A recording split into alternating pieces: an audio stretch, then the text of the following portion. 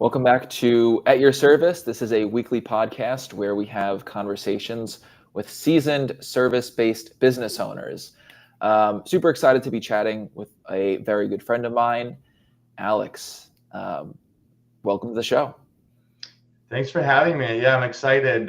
We talk business a fair amount, so this will be easy and sort of flow like normal. But I love coming. I love talking to you, picking your brain with your experience, and I love talking about my experience as well and business in general. Absolutely, Alex. Yeah, why don't you give the audience an overview of who you are and what you do? For sure. So I originally come from restaurants. I was a restaurant owner for about a decade. Over the last couple years, I've been building a startup called CoLabs with my co-founder and partner, Hayden, and we make operating and growing small businesses easier. I've lived it myself, the small business sort of growth journey, and so now we plug in with so B2B with other business owners and help them through that process. That's awesome, Alex. What kind of gave you the inspiration behind CoLabs? Because being in the restaurant space, this is kind of a different transition, I would think. Yeah, it's totally different. It wasn't originally part of the plan. Honestly, I thought I would stay in restaurants for my career. I love that industry. Restaurants are difficult, and you have to get everything right pretty much all the time because the margins for error are just really small. So it's a great way to learn how to be an operator, though, too, and how to be a business owner. It weeds people out, too. So if it's not working, you'll know it, and you'll be sort of forced to make those tough decisions soon. But if you can be successful, you got to learn like how to be really tight on a lot of things. And I think that translates really well to other industries, which, 5 years ago when I was just a restaurant owner, I didn't sort of see that necessarily as an opportunity. But what I did know is that I always loved to work with other business owners. I always loved this sort of high level strategy of business ownership, and I love connecting with people. So in the back of my mind, I always thought that maybe sort of coaching or consulting would be an avenue that I would take later in life. My partner actually came to me with the idea of us working with an electrician at the time, because I had been consulting sort of lightly as almost a side hustle with other restaurant owners. And he came and said, your consulting model works well with restaurant owners. What about this electrician that clearly needs help? I think we could help him. And so we quickly put together a plan, talked about it, discussed, and felt confident that we could help him because we're good operators. And we knew sort of from the outside what he needed, which was, he didn't answer phone calls well, didn't invoice well, all that sort of kind of boring back office stuff that, again, in restaurants, you just have to do. Otherwise, you'll be out of business in 6 months. So we're like, we know we can help him. We don't quite know how. Let's talk to him. We talked with him and he was like, yep, absolutely. I need a lot of that help. It'd be great if you guys can. We discussed price. We didn't, again, have really a model figured out, a name. We just had worked together for a while, and we knew we could kind of help. So we put together that plan. Then he was willing to pay for it. And I think that's a lesson in business in itself. And he said, great, let's do it. And we got to work sort of building out the business from there. That grew sort of kind of right off the bat. And we knew we had something. It didn't grow. It wasn't huge, but, we had traction. And so that's where I started to think, okay, maybe there's something here. And then sort of 6 months later, when that kept going, I started to sort of work myself out of the restaurant business. And about a year and a half later, I was pretty much out and building a startup. For some reason, I went back into startup land. But here I am, and it's been a journey, and I love it ultimately. Yeah, no, absolutely. I think that first win is super gratifying because you have a proof of concept, right? That you can now implement and you can actually show that you have a paying customer. I think that's awesome. Yeah. And, obviously this is a newer business for you. What was a challenge that you had early on when you launched your business, and how did you overcome that? Yeah, so I came from a very different world. Again, I got really good at execution and being an operator, and I got really good at team building and leading. That's how my partner and I even, became partners. Is he was started off as an employee, and he just worked his way up and created sort of a mentor-mentee relationship. And I always prided myself on just sort of team building and picking people out who were unique and maybe had, something long term. And he was one of those. So I was always good at that. What I had never really done was built this sort of business from scratch. I had built B2C, business to consumer, right? Restaurants. And I was good at that. I was good at the marketing. I was good at creating an experience. And I think that's what a lot of what makes you successful in restaurants is connecting with customers, giving them a reason to choose you over all of the other options, right? And that's a lot of times through experience. And I was good at managing this boring, back office stuff again. What I wasn't good at was reaching out, the cold calling, connecting, networking that you have to do when you're in B2B land. And so that was a unique challenge that both my partner and I had to get over. And that was really, that's the seat that I live in. Is I'm the business development. He's in operations because he's a really good operator as well. So I had to become that. And that was the biggest challenge for sure. Is it's uncomfortable and it's hard and it's a complete sort of learning curve. Wow. Yeah. No, there's obviously a ton that you have to learn when you start a business.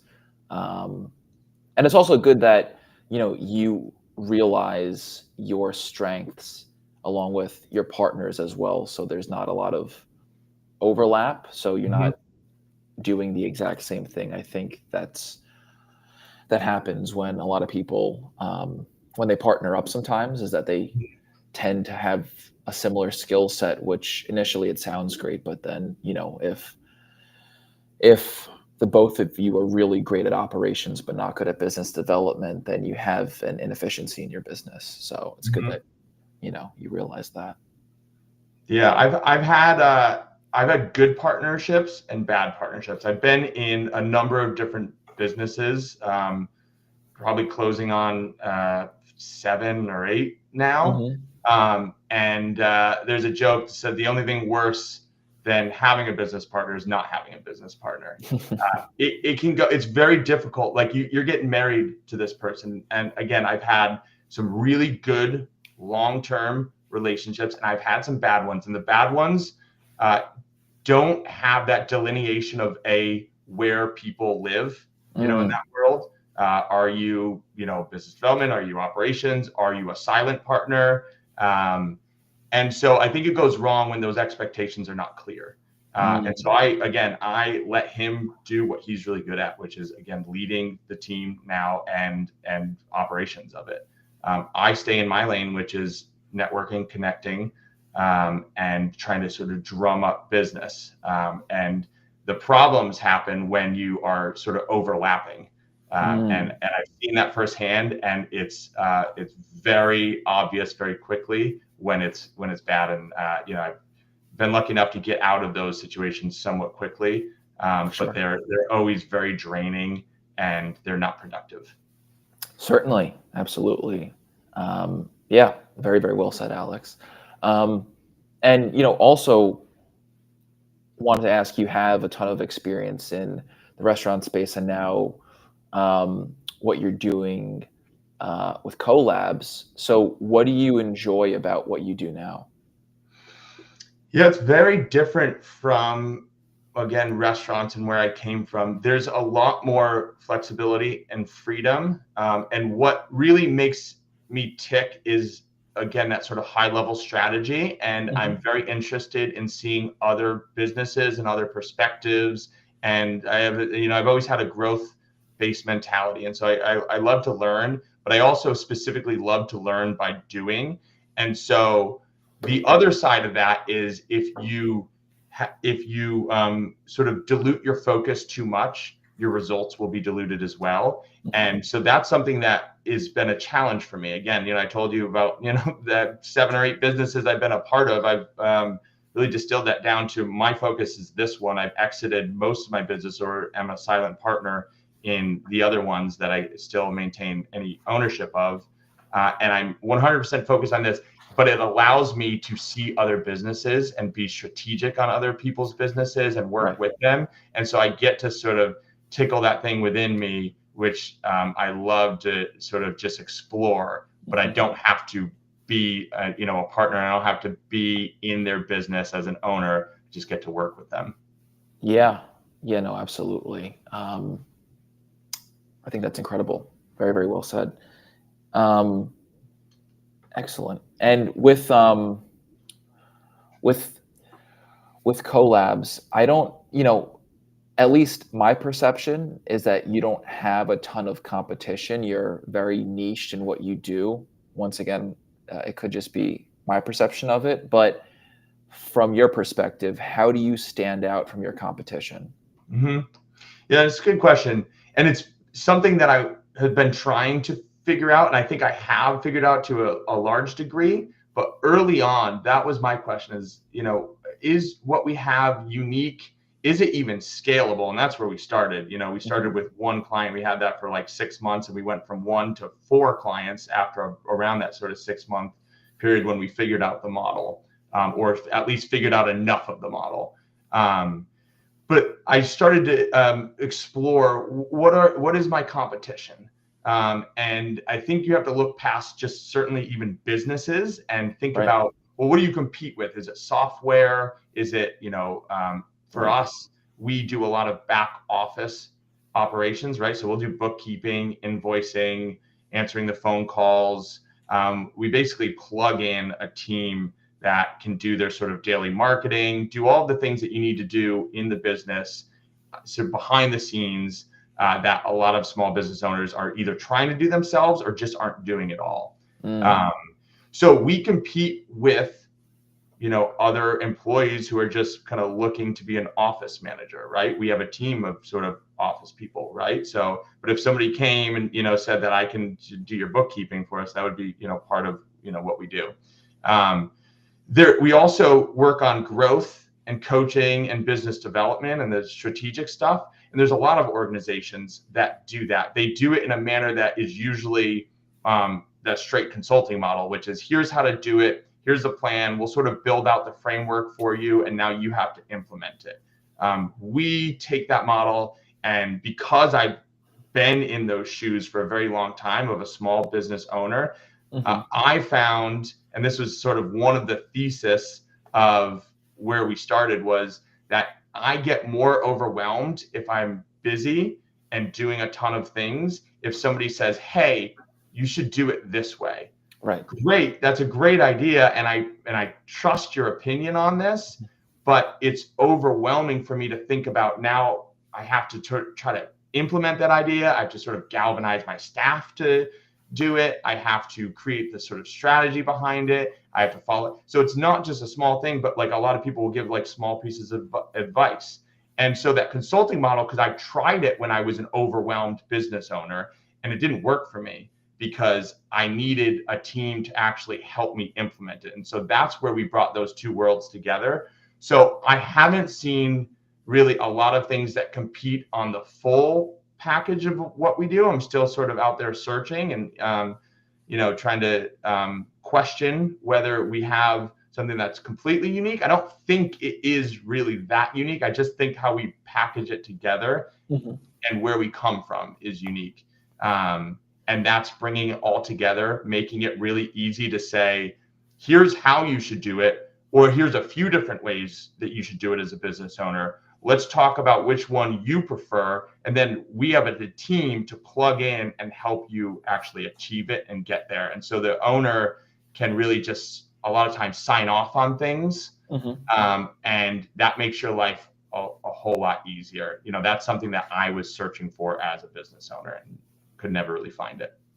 Yeah, yeah, absolutely. It is super niched, and I think to your point, how you package it makes makes a difference. A lot of people think that AI will, just take over everything. I don't think that's necessarily the case. And, just to have a seasoned team of experts behind you to help you with the operations of your business is substantial. So very well said. Now, I know you also mentioned that your first customer or your first client, they were a electrician. Um, and now with CoLabs, who would you say is your ideal customer? Yeah. So I think we got a little lucky on our first client. He said yes almost instantly, which, back then we were, high-fiving like, oh, here we go. If we talk to 10 business owners, all 10 are going to say yes, and all 10 are going to sign on immediately. That's not the case. So it was definitely unique in the sense that he was not only a really good fit, which he turned out to be, but he also said yes right away. So, we've learned that that's a little more difficult to pin down as you scale. And that was part of this learning curve in the process. But he turned out to be actually pretty close to what our ideal client is, which is blue collar business owner, on the smaller side, but looking for growth. And a lot of small business owners, either get scared of growth because they've tried it before and got burned. Because if you grow, if you try to build a house on a faulty system and a bad foundation, it's not going to go up well, right? If you build it, you have to start with that foundation, build it really well, and then put the layers on top. So people have either been burned or they just don't know how to do it. And so he fit right into that. He was doing, I believe, right around $350,000 a year, him plus an apprentice.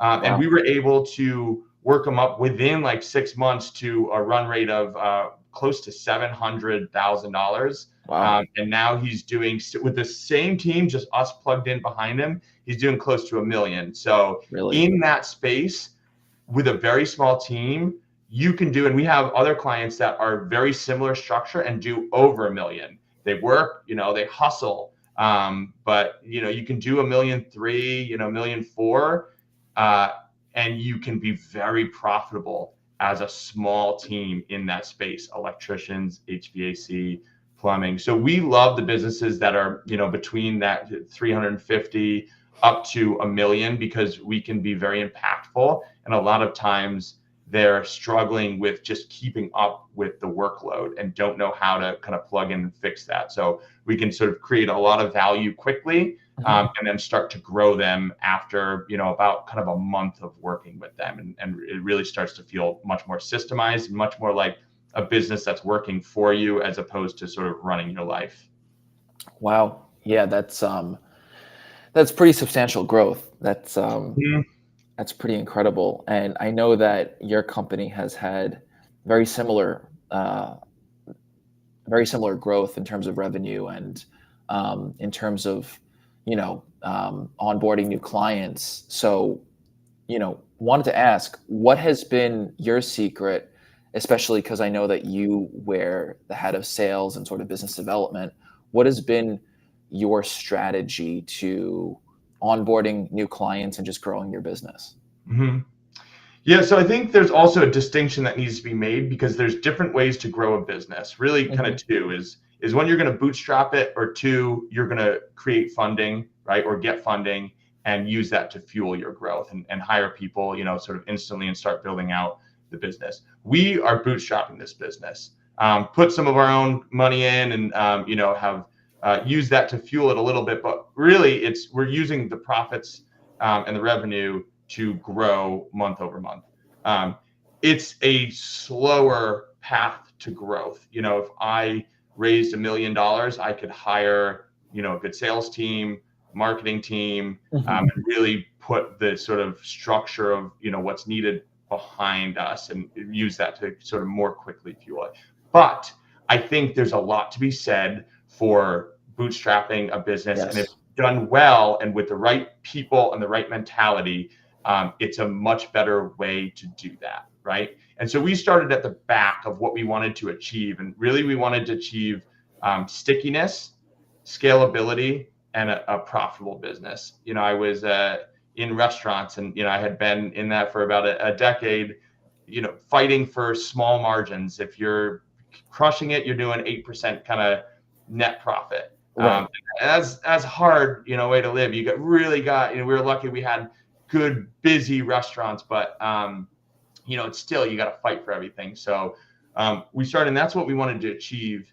And if we were able to achieve it, we can use that sort of higher profit to fuel the building out of the business. And so from the get-go, it was kind of where we at, what's our sort of budget to sort of hire, and we grew somewhat quickly with to a team of 10 to 12, and now we're closing on 15 staff to support.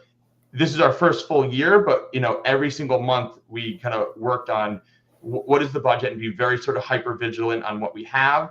And then the other sort of side of that is get really good and comfortable with being uncomfortable, because the only way that you're going to get it out there without a huge marketing budget is just connect with as many people as possible. Use your own connections that you've made. I was lucky, I've been in the business world, so I've created a fair amount of connections. I had a decent amount of credibility, at least in the small pond of area that I'm in, which is Connecticut. But from there, we were able to make a lot of connections and even sort of grow outside of Connecticut within a pretty short period of time. We're in a few different states as far as clients, and that just came from really making sure that our product and service was good. So every time that we got a client, we kept the client, and then we could also use that client to build sort of a referral system. Yes. And I could now lean on that, right? And that's where it was sort of my partner Hayden in the operations space, where he would create a lot of value, create a goodwill between the client and I. And then, a few months after, when things were going well, he could lean on that and be like, who else do you know that could utilize our service? And business owners know business owners. On my side, it was just reaching out there, B&I groups, chamber groups. I'm a member of a Vistage group, and just connecting. And then, at the very early, it was using all my contacts in my phone and just telling people what I was doing. That it sucked. I didn't want to do it. It's equivalent to cold calling. You question what people will think of it. You have to tell people kind of what you're doing and be vulnerable. And, but that's the way that you get the word out there if you don't have that huge marketing team, huge marketing budget behind you. 100%. Boots on the ground is, super important, and just the goodwill that you've built with the people in your network over time, I think is pretty substantial. That's why, and I just made a post about this too, but that's why it's so important to be involved in your community, especially if you have any type of business, especially a service-based business, I think. So you're doing all of the correct things, Alex. Yeah. And you mentioned posting. LinkedIn was a new sort of journey for me. I'd never been. I always got to hide behind my social media, my business social media accounts, and so it would be the restaurant posting or the brand posting.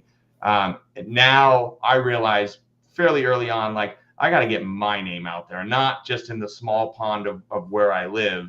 And so I started on my LinkedIn journey, and we've talked a lot about that because we've been on that journey for a longer period of time, and you do a great job with that. So I started to pick out people on there and would sort of dive into what they were doing. You're certainly one of them, and see kind of, what makes sense, and start to build that personal brand, which is, if you've never done it before, it's uncomfortable. It is. And it's a commitment. It's a part-time job for sure. But it's been also another great channel for me to build networking opportunities and clients. For sure. LinkedIn is extremely powerful. Obviously, I'm a huge advocate of it, and I'm glad to see your consistency on the platform as well. So very well said, Alex. So last question pertaining to CoLabs and what you do. Mhm. Obviously, you have a business partner, and there's some businesses that run without a business partner. Do you believe it is imperative, or do you think it's necessary to have a business partner? Hmm. Yeah, I have always had business partners. So I don't know. I can't answer really on going at it alone. However, we work with a fair amount of clients now, and so I see, we're a pretty good split of people having partners and people not. Mm, And so I know what works and what won't work. For me, again, I've always been good and really interested in team building and mhm, building. And so specifically picking out people who have something unique, right? mm, And leaning on that and putting a lot of sort of effort into that relationship. And I've had a fair amount, and well, fair amounts, a handful of them, which they're really hard to find. The sort of unicorn kind of staff, unicorn people who you align with on sort of how you live your life, but also how you want to lead your business. And so I've had a couple really, really good partners. mm, One was with my first partnership with my restaurants, and now with Hayden. And I've also had bad partners. So it's difficult when you have a bad partner, but yes. there's a lot of things that stand out, and I've learned from not to do and to sort of eliminate from your partnerships. And a couple of those things are, one, just communication, right? If you don't communicate well, this is not going to work, right? It's like a marriage. If you can't confront them and have those difficult conversations, it won't work. Yeah. Because it always eventually blows up into something much bigger if you don't sort of tackle whatever the problems are. And there will be problems. But if you can talk about them, you will often get to a really good place and a trust-based place. And the other part is just like trust. And I think that's really, and people understand that it's much harder to actually do it. Yeah. And I learned that with my first business partner. And when we were buying our first restaurant, which was a big undertaking for both of us, we had a lot of money on the line. I had brought a lot of money to the table, and I had gotten advice, law advice, where they had said, get 51% because you're bringing a lot of the money. He was Mm, the chef, and he was the operator. He was really smart. We had built up a really good relationship at that point. And I told him that at a point where we were close to sort of signing. And he said to me, he said, listen, if we're not going to trust each other, this isn't going to work. I get why you're saying you want 51%, but we're partners, right? We're going to be in this. I was leading the front of house. He was leading the back of house. And we were truly in a partnership. And as soon as he said that, I was like, God, you're right. And from there on, we had that somewhat quick conversation where he said, listen, basically, we have to trust each other. And from there, like, we just built every single day on like a trust-based relationship. right. And it's a really, really hard thing to do, but it paid dividend after dividend, where it's like I could go to him for help, he'd come to me, have those hard conversations. And so Mm, I've taken that, and that's now my non-negotiable for any sort of partnership. wow. Yeah. That's very, very powerful. Um, yeah. Very, very interesting. And, really, really glad that you mentioned that too.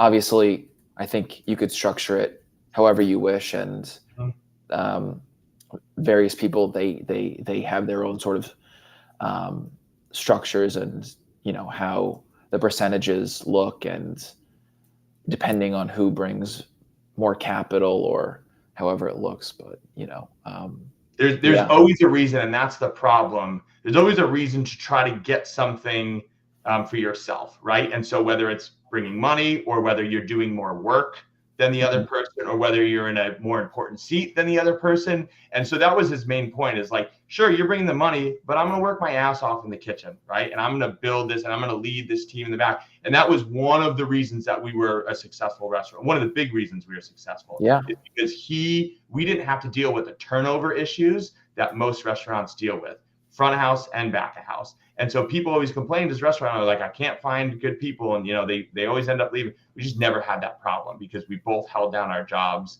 well. And he could make a case for getting 51% because of that. Because if I had to try to find chefs, it just wouldn't have worked, right? And try to kind of lead that charge. So there's always a reason to not trust or to try to get something, for your own interest. The point is that you have to sort of think of it as the partnership and put sort of what you need or even what he needs aside and think about it sort of as that aligned and objective goal. Absolutely. Very, very well said. Very, very well said, Alex. Awesome. So just a few more questions outside of CoLabs. The first one, if you weren't in your current line of work, what else could you see yourself doing? Well, the easy one is, I could have been in restaurants. Right. I always loved it. I'm, a bit of sort of ADHD where, I got to be in 10 things at once and, sort of energy. I always love sports for that reason. So that's another possible avenue. I'm very on or off. If I'm into something, I'm very focused. And I get almost obsessive, long-term obsessive about it. And if I'm not, it's just like, I'm not going to do it. So that's one of the reasons why I was good at restaurants is because it doesn't matter how tired you are. It doesn't matter if you don't want to do anything. Once the rush starts, you're either going to do it or you're not. Right. And so it feels like, you're in that sports game where it's like you flip it on instantly and then you're in go mode. So whatever I do outside of this, I need sort of that kind of that platform for focus. 100%. Yeah, no, absolutely. I feel the exact same way as you. That's awesome. Another question. So what is something that nobody or very few people know about you? Well, I have an identical twin brother, and I'm uniquely tall. You can't tell right now, but I'm 6'7". You are tall. And my twin brother is 6'8". So wow. He's a little taller. He lives in California. We grew up, obviously together, lived, did everything for 18 years, and then we both went off to separate colleges and, have a great relationship still. It's a very unique relationship to have a twin. But it's still shocking, especially when he comes to visit, or if I go to visit him, he lives in LA. It just confuses a whole lot of people. So not everybody knows that, even though it was a very, it was the most defining thing of my childhood, right? And now we sort of live on separate sides of the nation, and so it's a weird sort of unique thing that I have as part of my life, and truly it's like really one of the special kind of relationships as well. That's awesome. Yeah, no, very, very cool, Alex. Second to last question, what is one way that you like to give back? I like to give back from coaching. Again, I've always, I realized that somewhat early on. I have 2 kids. I have a 10-year-old daughter, a 5-year-old son. I coach both of their soccer teams, even though it drives me a little crazy and it's another part-time job. So I love that. I got into this business because I started to just coach other business owners. I was doing it for free, just helping creating friendships, and then they would ask for some help and would kind of go through that. And that always was really fun and interesting for me. So, I think that's really what I love to do. And it takes up a lot of my time, but that's how I give back as well. Is definitely. By, finding even if it's just an employee or somebody who's younger and doesn't have it figured out yet. That is something that I was missing, I think, in my life, is really sort of a mentor and somebody to show me that I had something unique that I could offer to the world. I truly, growing up, I didn't think that I had anything. And so I think a lot of our youth need to hear that. So I love talking to younger people. If we get a younger staff, and again, they kind of show me any sort of interest in what I'm doing or business in general, or whatever it is that is pertinent to my life experience. I love to give back and take them under my wing as much as I can. Yeah, absolutely, Alex. We kind of chatted about that, a little bit about having people who are in your life who are a few steps ahead of you, and then having other people that you sort of look up to that are a lot further along than you. And I think it's important to have sort of a mentor and a person to look up to that you can seek counsel when you need it. So it's important. Yeah, no, I totally agree. And I think it's important to have, like you touched on it right there, which is it's important to see the sort of long term of what you could be, but it's also really important to see and talk with somebody and hear their experience of somebody who's just a little bit ahead of you, because that's more relevant to whatever it is that you're doing. And so a lot of times you'll get advice, or you'll be watching somebody in the social media age who is showing you what life can be like as a successful, in my case, business owner. Well, man, it took me like over 10 years to get to this point. That's not relevant to you if you were an 18-year-old who's trying to get into business for the first time, right? Like, don't look at my life now, what it is. Like, you need possibly somebody who is a year ahead of you and can show you, well, this is, where I was when I was a year ago at your age. And these are the things that got me on the road to, wherever it is you're seeing those, people who are really successful at. Exactly. Yeah. Very, very well said, to have multiple sets of people in your life, for sure. And then the last question, if there's a person who wants to reach out, where can they find you? Yeah, so our website is CoLabsHQ.com. So CoLabsHQ.com. Can reach out there. Can call me. Put my cell phone on there, which is our secondary business line, which is 413-250-3348, or my emails, or at least you can contact and connect with me through our website. On LinkedIn, I'm on there, Alex Foulkes. However else you can find me. Awesome, Alex. Yeah, great conversation, and appreciate you chatting today. Yeah, man, it's always great talking with you, and I love the podcast, so I'm happy to come on and speak with you here. Absolutely.